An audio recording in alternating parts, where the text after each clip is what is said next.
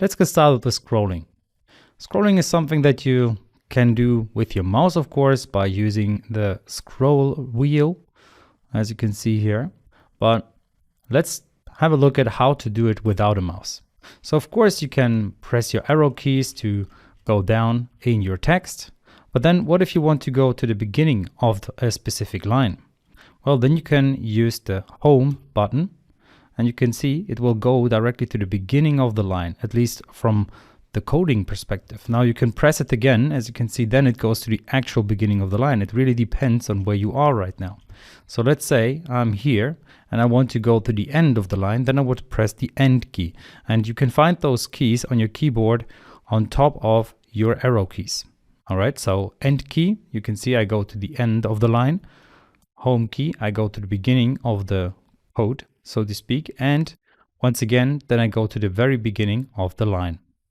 Now, what if you want to go to the beginning of the whole file?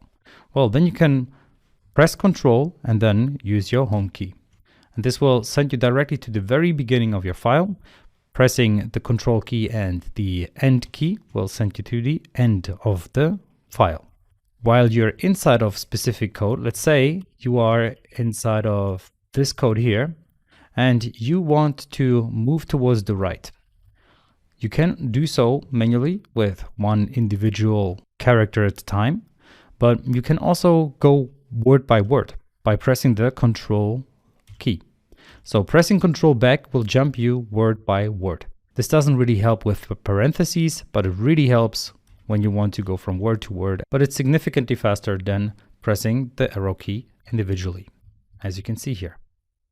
If you want to add a line underneath where you currently are, so for example, I'm inside of this console write line and I would like to add a new line underneath and jump to it without breaking the code of this particular line, I can just press the Control and Shift key and press Enter, and I will directly jump to the next line and create a new line break.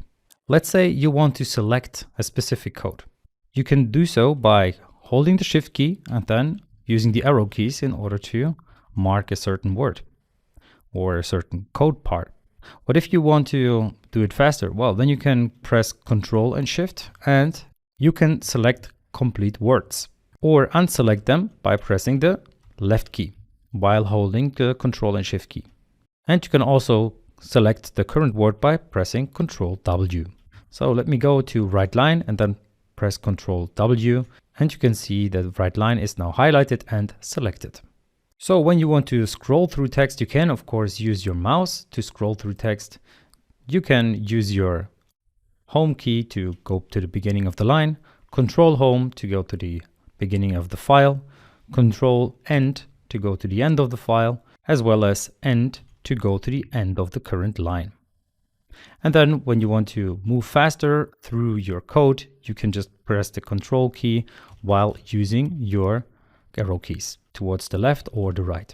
If you want to select a certain part of your code, just use Control and Shift, and then you can select complete words instead of just individual letters, or Shift and then individual letters.